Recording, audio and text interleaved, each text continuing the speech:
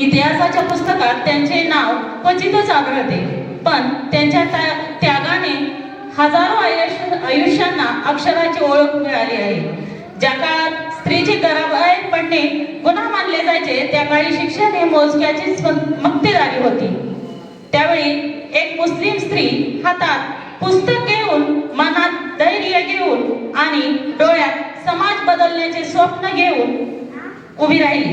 त्यांनी केवळ शिकवलेच नाही, तर समाज बदलण्याचे स्वप्न घेऊन उभी राहिली आणि त्यांनी शब्दांचे घाव सोसले, ज्ञानाचा दिवा विझू दिला नाही. सावित्रीबाईंच्या त्या केवळ सहकारी शिक्षिकाच नव्हत्या, त्या संघर्षातील त्यांची सावली होत्या.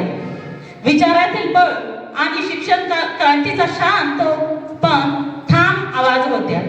शाळेत जाणाऱ्या प्रत्येक मुलीच्या पावलामागे फातिमा शेख यांचा न बोललेला त्याग उभा आहे. त्यांना जयंतीपुरते मर्यादित न ठेवता आपल्या कवितेत जिवंत ठेवावे. प्रत्येक कवीने विचारात जपावे आणि कृतीत उतरवावे असे मला वाटते. कवी म्हणून आपली एक जबाबदारी आहे. ज्यांचे नाव पुसले गेले त्यांचे अस्तित्व शब्दातून परत आपण लिहायचं आहे. चला, आज शब्दांना, विचारांना अन्यायाविरुद्ध असे उभे करूया आणि फातिमा शेख यांच्या शिक्षण यज्ञाला कवितेची आहुती अर्पण करूया. आणि आपण ती केलेली पण आहे.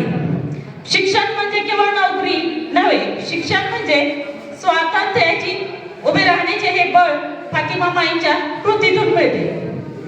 या स्त्रीमनातून उमटलेली शब्दांची आदरांजली मी अर्पण करते, जिच्या पावलांचे ठसे कमी दिसतात इतिहासात, पण त्यांच्या संघर्षावर आजचा हा समाज उभा आहे. आजही स्त्रीला शिकवले जाते, गप्प रहा, सहन कर, जुळवून घे, सब्र कर. फातिमा माई म्हणतात, शिक, विचार कर, उभी रहा. माझ्या रक्तातच फातिमा माईंचा संघर्ष आहे. माझ्या रक्तातच फातिमा माईंचा संघर्ष वाहतो आहे. आज आपण शब्दातून लढतो आहोत. त्या काळी त्यांनी आयुष्याने लढा दिला आहे. त्या काळी त्यांनी त्यांच्या आयुष्याने लढा दिला आहे. तुमच्या लेखणीतून जर एखादी मुलगी आत्मविश्वासाने उभी राहिली, जर एखादा मुलगा समतेचा विचार करू लागला, जर एखाद्या वाचकाच्या मनात मी बदलू शकतो, मी बदलू शकतो हा विचार रुजला, तर समजा फातिमा शेख यांचे स्वप्न पूर्ण झाले. कवितो लिहा, धर्माच्या भिंती तोडणारे शब्द लिहा, जाती व्यवस्थेला प्रश्न विचारणारे शब्द लिहा आणि भीतीवर मात करणारे शब्द लिहा. कवींनो, मी उपस्थित सर्व कवींना उद्देशून म्हणते, कवींनो, शब्द झोपले तर समाज झोपतो, शब्द झोपले तर समाज झोपतो आणि शब्द पेटले तर इतिहास बदलतो, शब्द पेटले तर इतिहास बदलतो. आज सादर केलेल्या सर्वच कविता एक से बढ़कर एक होत्या. प्रत्येक कविता वेगवेगळ्या रंगात आणि ढंगात सादर झाली. जणू इंद्रधनुष्याचे रंग या श्रीराम नगरीत अवतरले. सुरेल आवाज कोणाचा, कोणाची रांगडी कविता, तर शेतकऱ्याचा आसूड गावरान ढंगात दिसला. सौंदर्याची तर वेगळीच व्याख्या मला ऐकायला मिळाली.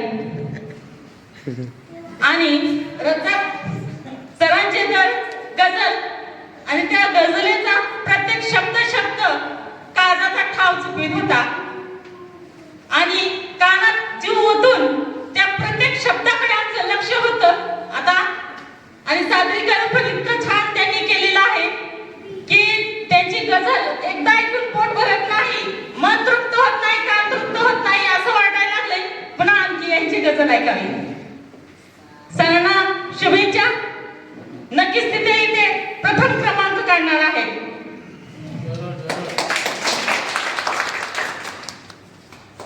माझी एक कविता सादर करते मी. माझ्या कवितेचं नाव आहे चालते मी.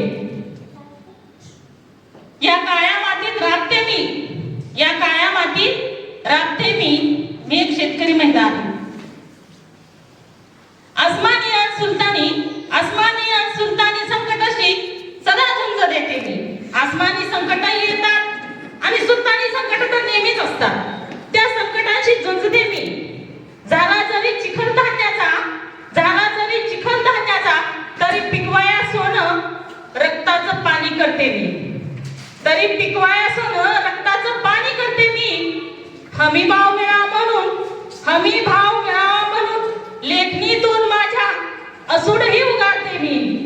लेखणीतून माझ्या असूडही उगारते मी. फातिमा शेखची मशाल हाती घेतली, फातिमा शेखची मशाल मी हाती घेतली आहे.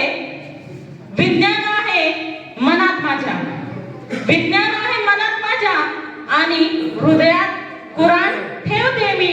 हृदयात कुराण ठेवते मी. अन्याय सोसणारी नाही मी, अन्याय सहन करणारी नाही मी. दडपशाहीला तुडवणारी आणि लेखणीने बदल घडवणारी आहे मी. दडपशाहीला तुडवणारी आणि लेखणीने बदल घडवणारी आहे मी. क्रांती माझ्या श्वासात आहे, क्रांती माझ्या श्वासात आहे आणि देशप्रेम माझ्या रक्तात आहे, आणि देशप्रेम माझ्या रक्तात आहे. माझं शस्त्र प्रश्न, माझं लेखणी माझं शस्त्र आहे. प्रश्न विचारणे माझा हक्क आहे. लेखणी माझं शस्त्र आहे आणि प्रश्न विचारणं माझं हक्क आहे. प्रश्नांना म्हणाल कदाचित, प्रश्नांना माझ्या तुम्ही म्हणाल कदाचित देशद्रोह. प्रश्नांना माझ्या म्हणाल तुम्ही कदाचित देशद्रोह. पण ही कूटनीती ओळखते मी, पण ही कूटनीती ओळखते मी. प्रश्नांची भाषा, ही प्रश्नांची भाषा मला माझ्या साहू आणि फातिमा माईंनी शिकवली आहे. ही प्रश्नांची भाषा मला माझ्या साहू आणि फातिमा माईंनी शिकवली आहे. वेळ आली तर मी वादळी होते, वेळ आली तर मी वादळी होते. माझ्या मनगटाच्या जोरावर विश्वास ठेवते मी. माझ्या या मनगटाच्या जोरावर विश्वास ठेवते मी. अनेक प्रश्न माझ्या वाटेवर पेरले गेले, अनेक प्रश्न माझ्या वाटेवर पेरले गेले, पण उत्तर देण्याची धमक ठेवते मी. पण उत्तर देण्याची धमक ठेवते मी.